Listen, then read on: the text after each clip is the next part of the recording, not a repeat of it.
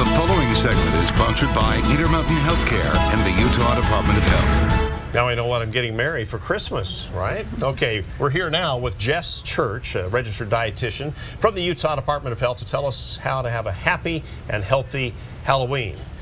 We want to kind of turn the table, I guess, on Halloween and eating and candy and sugar and all that kind of stuff. Let's put a positive spin on this. Exactly. Halloween can be a really healthy holiday to celebrate with our families. It's a great way to, dress up in costumes and be silly and laugh with each other, connect as families and coworkers and friends, and also to get out for a nice long walk in the evening in our neighborhoods and connect with our neighbors.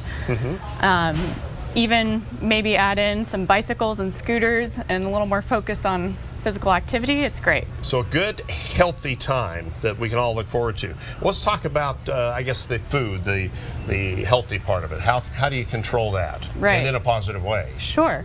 So trying to take a little bit of the fear away from the candy and that emotional power away from candy. So we know that the USDA dietary guidelines for Americans recommends about 10% or less of our calories every day to come from added sugar, which candy is definitely a source of.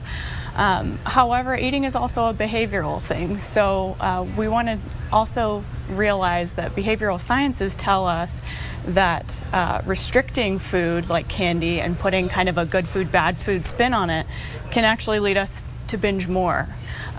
So there's been research with kids showing that having more free access to those kind of foods and staying neutral about it can actually lead them to eat less candy and have less issues with guilt and fear and shame around food and issues of weight later in life. Man, you really thought this thing out, or at least studies that have been done. So tonight, what are some of the things that you can do? We have a list here on the screen, maybe non-candy treat options. Sure. So if you're handing out candy tonight, you can think about maybe adding in some non-candy items like raisins or temporary tattoos, or maybe some stickers and false teeth, things like that.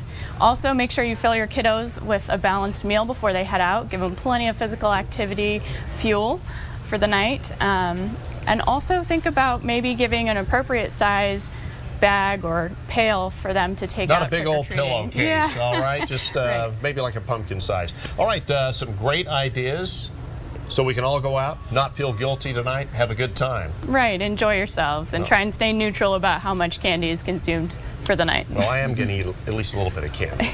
All right, that's neutral. Here's